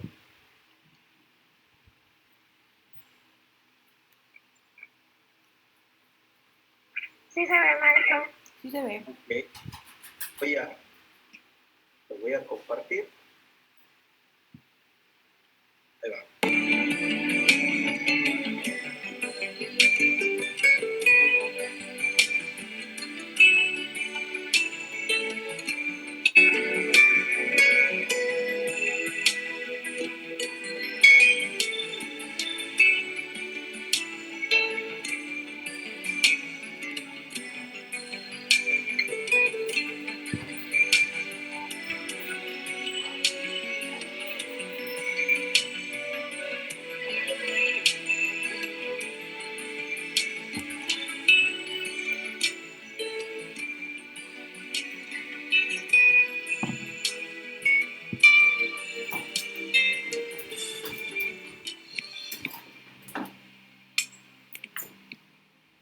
Las setas más interesantes para el micólogo aficionado pertenecen a la categoría de hongos superiores u hongos que poseen su aparato reproductor bien desarrollado. Los hongos inferiores son más pequeños y entre ellos se encuentran los microscópicos. Estos, aunque igualmente interesantes por su carácter más científico, se escapan al objetivo de estudio de este programa. Se han hecho diversas clasificaciones de los hongos, pero al setero que busca las setas por el placer de recolectarlas y consumirlas, le interesan únicamente dos de estos grupos, entre las que se encuentran la mayoría de las especies comestibles y tóxicas. Estos son los basidiomicetos y los ascomicetos. En los basidiomicetos, las células donde se originan las esporas se denominan basidios. Estos portan las esporas en su zona exterior. Por otro lado, los basidiomicetos suelen tener su himenio o zona fértil ubicada en la parte inferior del sombrero. Por el contrario, en los ascomicetos, las esporas se encuentran en el interior de las ascas, que son como unos recipientes especiales para contenerlas. Y su himenio o zona fértil se halla ubicado en la mayoría de los casos en la parte superior del sombrero. Dicho esto, no es difícil imaginar que el ciclo de reproducción de los basidiomicetos es mucho más sencillo que el de los ascomicetos. Los primeros solo tienen que dejar caer sus esporas ayudadas por la gravedad. En cambio, en los segundos, las esporas deben romper las ascas para quedar libres y saltar luego para poder llegar a tierra.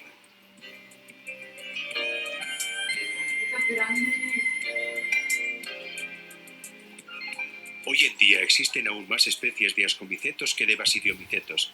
Sin embargo, la evolución de las especies tiende y tenderá a invertir las proporciones. Las setas pueden tener las formas más diversas, pero la más frecuente y conocida es la que recuerda a la de un paraguas abierto. En la mayoría de ellas se distinguen dos zonas bien diferenciadas: el sombrero y el pie. En el sombrero de una seta se pueden estudiar diversos caracteres como su tamaño y su forma, los bordes, la carne y el himenio o lugar fértil de la seta. Las formas del sombrero de una seta pueden ser muy diversas: la cónica, la acampanada, la abombada y la ciatiforme o forma de copa son las más comunes. Si el sombrero es irregular, puede tener en su zona central un saliente redondeado llamado mamelón o una depresión o hendidura en forma de ombligo. El margen del sombrero es su borde externo, y en él se pueden observar diversas características diferenciadoras de las distintas especies: el espesor, el perfil, la forma y si está o no estriado. Esta última característica nos dará una pista muy interesante para distinguir las especies del mismo género. Otra de las partes más interesantes del sombrero es la cutícula o piel. La cutícula está compuesta por una o varias capas y su misión principal es la de protegerlo de la lluvia. Su característica principal es la coloración, pudiendo distinguirse hasta 50 tonos de cutículas diferentes. La carne del sombrero es lo más apetecido por seteros y gourmets. Esta puede ser compacta, blanda o esponjosa según su consistencia. Y su coloración suele ser blanquecina o amarillenta. Si bien en ocasiones, al contacto con el aire, suele tomar tintes azules, verdes, rojizos, marrones o negros. Algunas especies, como las lactarias, desprenden como un jugo o látex del sombrero. Se dice que tiene latexencia. Los olores y sabores de la carne son muy variados y caracterizan bien a cada especie. Los himenios o verdaderos aparatos reproductores de una seta son de diversos tipos. Sepamos cuáles son. Una gran mayoría de los basidiomicetos tienen unas láminas o tabiques verticales en su sombrero. En ellas se encuentra el himenio con las esporas. Su colorido suele ser blanquecino o amarillento, pero también hay láminas rosadas, purpúreas, ocres y negruzcas, entre otras, al igual que ocurre en las esporas. Las láminas presentan 1001 formas diferentes y pueden clasificarse o estudiarse en función de su longitud, su anchura y su perfil. Su posición respecto al pie es muy interesante a la hora de catalogarlas.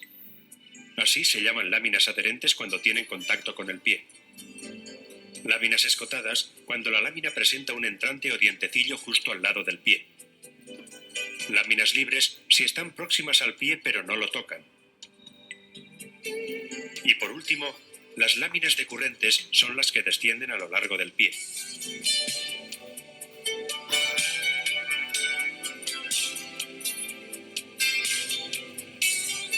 Otra clase de himenio es el constituido por tubos. Las terminaciones externas de estos se denominan poros. En el interior de cada tubo se encuentra el himenio con sus esporas. Cuando éstas han madurado, se deslizan a lo largo de los tubos y caen al exterior a través de los poros. Los poros pueden ser simples o compuestos y presentan diversas formas y coloraciones en función de la especie que se trate. Los boletos son las especies más interesantes en las que se dan los himenios de tubos. Normalmente en este género, los tubos se separan muy fácilmente de su sombrero. Presentan variedad de tonalidades, desde los blanquecinos a los rojizos, pero lo más característico es que pueden variar su coloración con gran facilidad.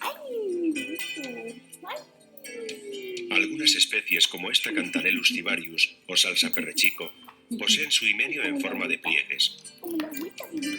Dichos pliegues se forman a partir de unas láminas muy decurrentes o con relieves rugosos. Esta Indum repandum, más conocida por lengua de vaca, tiene su himenio al igual que las otras setas de su familia, las ignáceas, dispuesto sobre unas púas o aguijones. Su tamaño y su color nos servirán para distinguir las diferentes especies de esta familia. La morilla o carraspiña, científicamente Morchella vulgaris, porta el himenio con las esporas en unos alveolos o entrantes de la parte superior de su sombrero. Es un ascomiceto. Curiosamente, cada alveolo es un himenio diferente. Por su forma y disposición, es posible clasificar cada especie de esta familia de las morcheláceas. Otros ascomicetos, las elbeláceas como esta elbela, llevan el himenio en los lóbulos que componen su sombrero.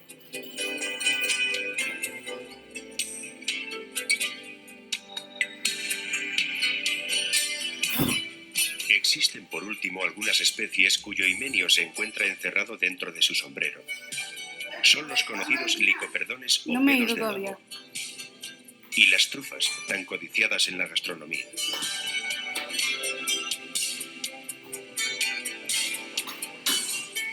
Al conjunto de esporas que desprende una seta cuando ha madurado se le llama esporada. El color de la esporada se percibe bien a simple vista y generalmente es diferente según la especie de que se trate. Servirá pues como un elemento identificador más. Hemos analizado las características genéricas del sombrero de las setas. Estudiaremos ahora el pie y sus accidentes más importantes. Se llama pie de la seta a la parte de aquella que en su zona superior sostiene al sombrero y en la inferior la conecta con el micelio o región vegetativa del hongo. El pie presenta algunos detalles que ayudan a clasificar los ejemplares que recogemos. La inserción en el sombrero, por ejemplo, separa las setas con láminas en dos grupos, las homogéneas y las heterogéneas. En las homogéneas, la carne del sombrero es una prolongación de la del pie y es muy difícil separar uno del otro.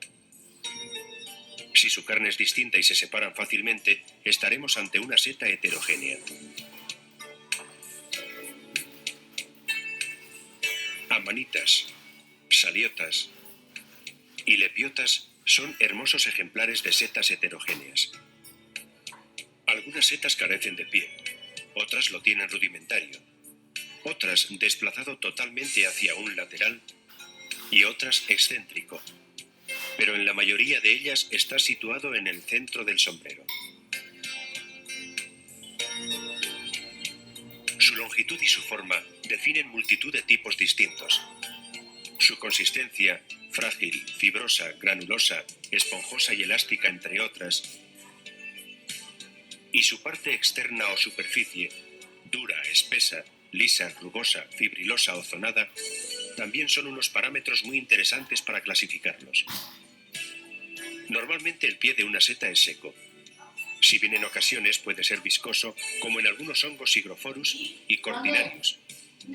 En otros se producen como unas pequeñas lagrimillas que provienen de las láminas o de los tubos y dejan en el pie como unos gránulos de diferente color en función de la especie que se trate. El pie por sí solo no nos da una información demasiado interesante para clasificar una seta. Sin embargo, este, dependiendo de la especie que se trate, puede tener unas formaciones o accidentes que son sustanciales para la distinción entre las especies tóxicas de las que no lo son. Veamos cuáles son esos accidentes. La volva o resto del velo total de una seta es como una especie de copa o capucha que cubre la base del pie en la zona que éste toca la tierra, como en las amanitas y las volvarias. Es vital comprobar si existe o no, ya que este accidente del pie está presente en varias especies tóxicas y en 3 de las especies mortales que se dan en Europa, las amanitas faloides, virosa y berna del género de las amanitas.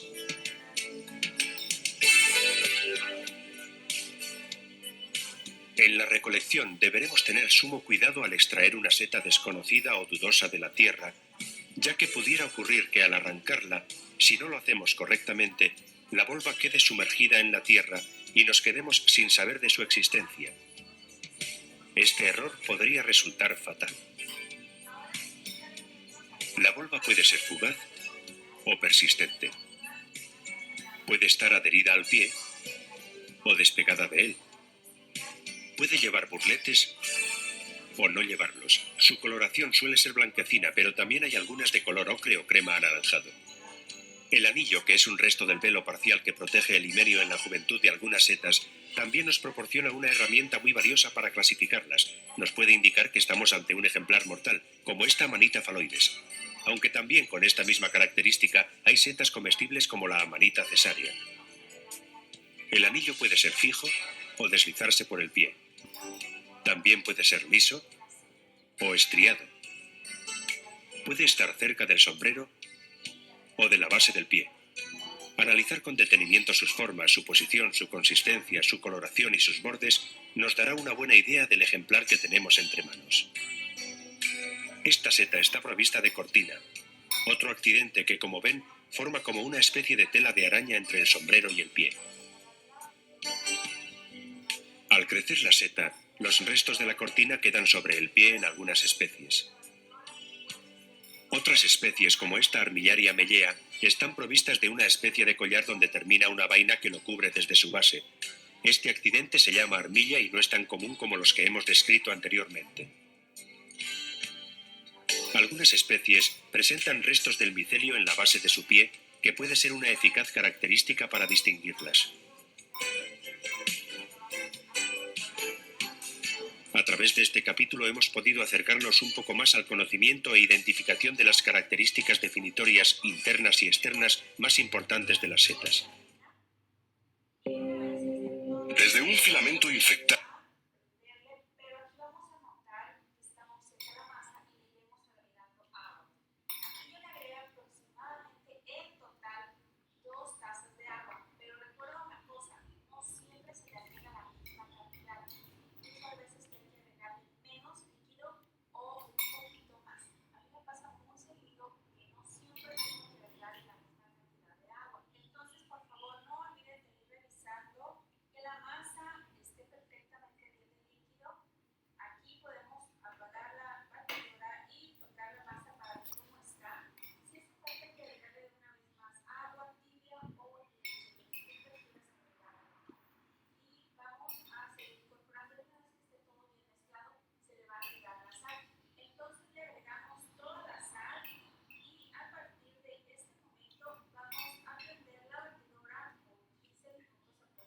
hasta que esta masa quede bien suave, elástica, ya no se pegue en las manos y tú vas a notar ese cambio después de unos 15 minutos, la masa estará lista.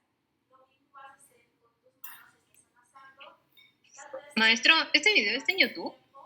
Pero también vas a lograr ese resultado con mucha paciencia. Sí, ahí está en YouTube. Se ha bajado de ahí. ¿Cómo lo puedo buscar? O sea, ¿qué nombre tiene? Con hongos, setas, etc. Sobre todo setas. Ok. Así es como tiene que estar la masa, tiene que quedar ligeramente aguadita, no tiene que quedar durita porque entonces no vamos a lograr ese resultado que estamos buscando en esta receta. Fíjate cómo está y ahora lo que vamos a estar haciendo es cubrir con una tapadera, con un plástico de cocina, con una bolsa con los ingredientes, incluso con un plato. Dejamos a que aumente su volumen como estamos viendo en este momento y la masa estará lista para comenzar a trabajarla. Es bien importante que no me omitas este paso.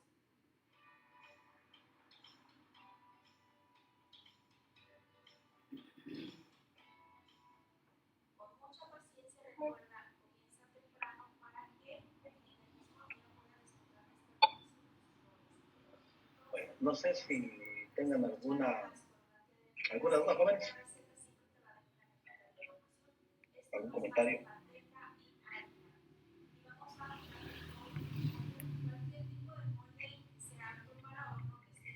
Pues yo no tengo ninguna duda, profe, pero sí me causó como que curiosidad el saber cómo es la industria de las setas comestibles. Jamás me lo había yo como que preguntado o algo. Sí, es toda una industria. Con gente que se dedica a cultivo de setas. Incluso muchos de estos hongos se utilizan en la alimentación de animales para la elaboración de croquetas, de gatos y de perros, como suplemento alimenticio en las dietas que se hacen, por el aporte de vitaminas y aminoácidos que tienen estos hongos, y que son sobre todo fáciles de, bueno, cuando ya se tiene el sistema de producción, son fáciles de producir, porque su ciclo es corto, relativamente corto comparado, por ejemplo, con otro tipo de animales que involucran proteínas, los corderos, por ejemplo, los pollos incluso. Y sobre todo la corriente de no utilizar animales para la alimentación pues en general de los omnívoros.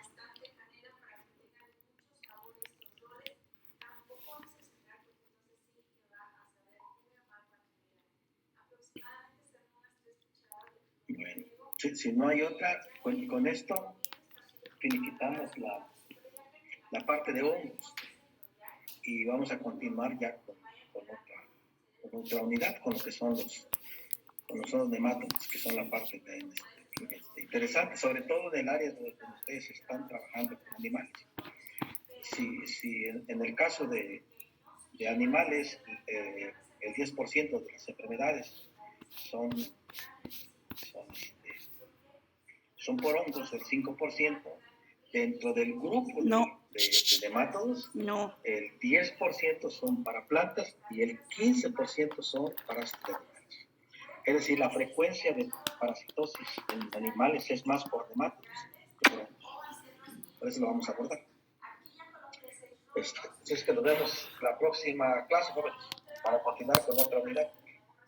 Yo más tarde o mañana subo calificación de la tercera unidad. Ok, profe, gracias. Gracias. Gracias, maestro. Bonito día. Igualmente, cuídense mucho. Hola, profe. Hola, profe. Luego.